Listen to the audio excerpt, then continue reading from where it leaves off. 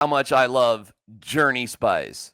Journey Spice, non-GMO, no salt, no sugar, just all sorts of goodness and smart, environmentally friendly packaging. Pinch the top, take it off. Food tastes better. Comes in singles, 2-packs, and 4-packs. It's Journey Spice. Find them at Amazon.com. Time for Denver's best sports talk with the Altitude Daily. This is the Altitude Daily Podcast. Everything you can't miss from today on Altitude Sports Radio. Mosher, Lombardi, and Kane. Hey, Coach, just curious, with Blackwood ready now, what prompted you to start Wedgwood last night? Yeah, just Wedgie's play over the last little bit, I think Blackie's still knocking some rust off. It's been a long time. The thing with Blackie is he had his procedure done, shortly after the season ended, and everything was going great, and, all the gym work was going great, and rehab was going great, and when it was time for him to get on the ice in August, he just wasn't feeling quite as good as what he thought he would be, after taking the time and doing the rehab. And so he kind of had to take a step back, and it was middle to late August. He got looked at again by the doctors, and everything was fine. Like on that side of it, it's just the rehab side of it. He needed to change some things and make sure that he was, doing a bunch of different sort of pushing laterally to, that would mimic more of what he was going to see on the ice. And so that was bugging him a little bit. So, cautiously, we just kept him in the gym doing some of that stuff, doing a lot of those movements. So when he got back on the ice, he'd feel good, and it's been a build-up ever since. But he hasn't played hockey, since last year. So Wedge has been working at a different clip late summer, training camp, it was a long time, lots of exhibition games, and he's looking real sharp. So we're going to mix Blackie back in and get him going, and it's a long year. We're going to need both those guys. So I didn't feel like there was a big rush. And specifically for this week, we had practice. We have a practice day today. We got a practice day Friday, and then we get ready to go in a back-to-back. So he'll play one on the weekend again and get a bunch more practice time in to help knock that rust off. The Altitude Daily, the morning sprint. If you want to be the AFC West champions, what's the most important stretch of the season to go 4-0 in?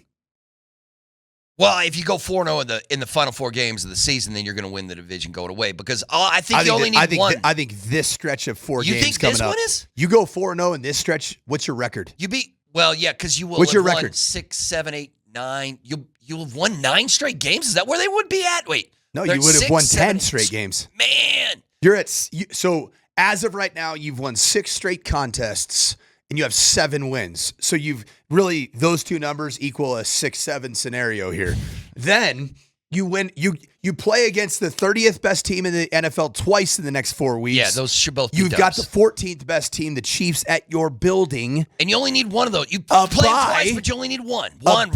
And then the Washington Commanders, That's which Jaden Daniels' elbow ain't gonna be the wrong side of a 90-degree angle anytime soon. Ain't gonna beat you. And then you play the Raiders again, man. You are staring down the face of 11-2. That's dumb. 11-2. And then even if you split in the last 2 weeks, it doesn't matter. You're 13-4 going away, man. Doesn't matter. Right. Dude, and you win the division. This is a golden opportunity for the Denver Broncos right here, right now, to secure 11 wins. And can you do it? You bet you can do it. Are you a better team right now than the Kansas City Chiefs? Yeah. You bet you're a better team right now than the Kansas City Chiefs. Do the Kansas City Chiefs appear to have a Denver Bronco problem? Yeah. Yeah, they do. Yeah.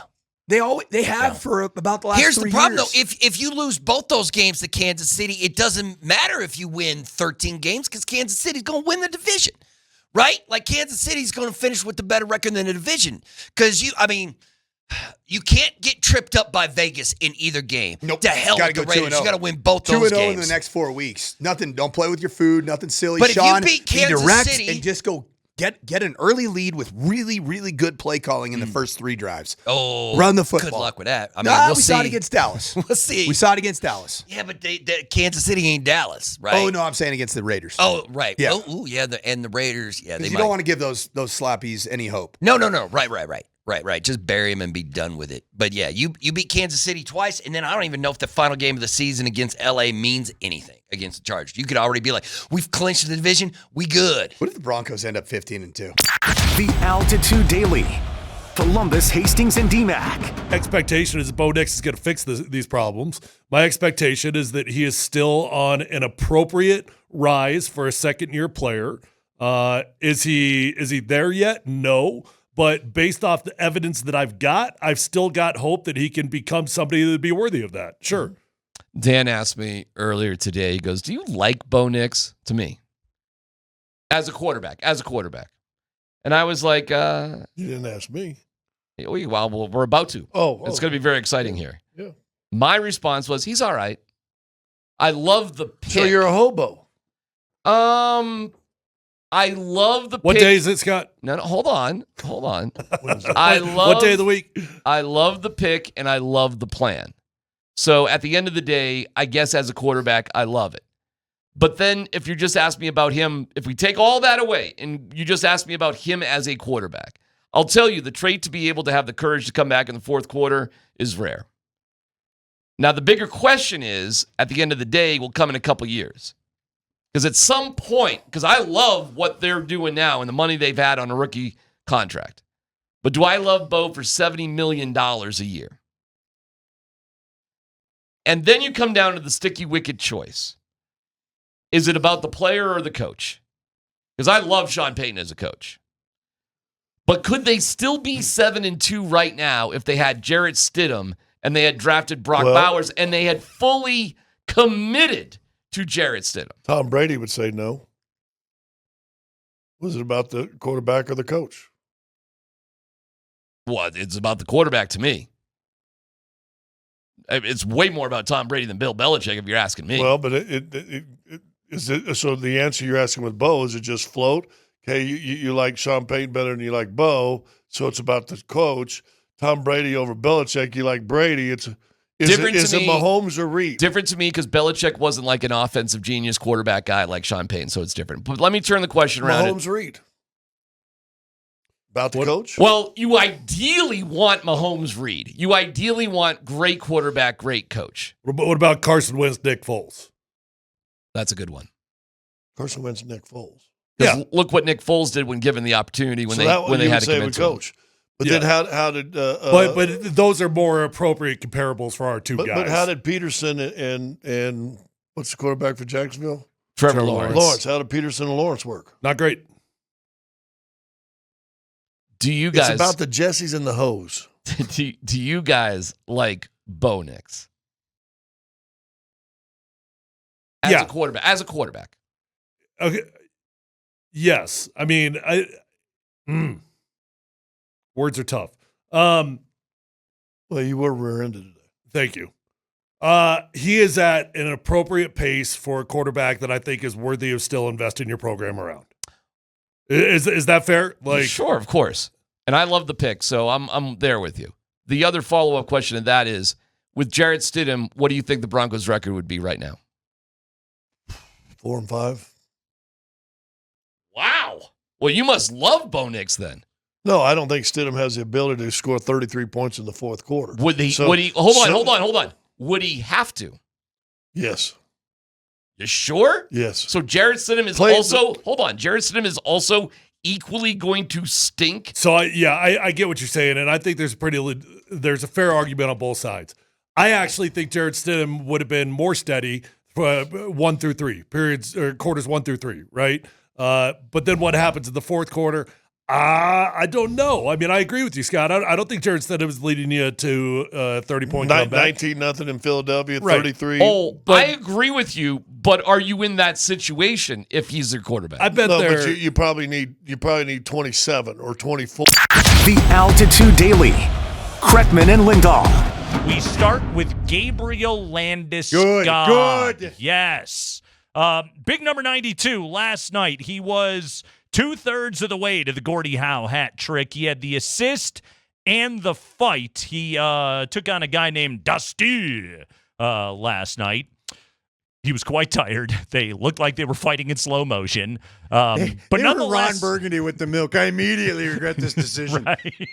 Or no, I guess when he jumped in the bear cage. But he won. Kinda. In as much as two exhausted human beings, somebody had to win the fight. There was just a whole lot of tugging after a while. There was just some let me touch the end of my fist to your face, kind of. Gabe wanted to hit him, but Yep. he kept knocking the back of the helmet, and he didn't want to break a knuckle. Let's listen to. By the way, near the end of the game, Landeskog was beefing with Emile Lillebert near the end of the game, and this is apparently how that conversation went. This is the struggle sometimes with language barriers and trash talk. Roll it, Spring. Well, he was speaking Danish, and I started in English. Wasn't quite sure what language we were going, and then I switched to Swedish. So it wasn't the most productive conversation. And with 6 minutes, there's 6 minutes to go in a 1-goal game. It just wasn't the time to do it. So, but nonetheless, I thought overall tonight, we did a good job. Managed the emotions throughout. I thought the pace picked up as the game went on. A little sloppy at times here and there, but overall, I thought we did a good job and got away with the 2 points. Danish, Swedish. Gabe tried to find middle ground with the English.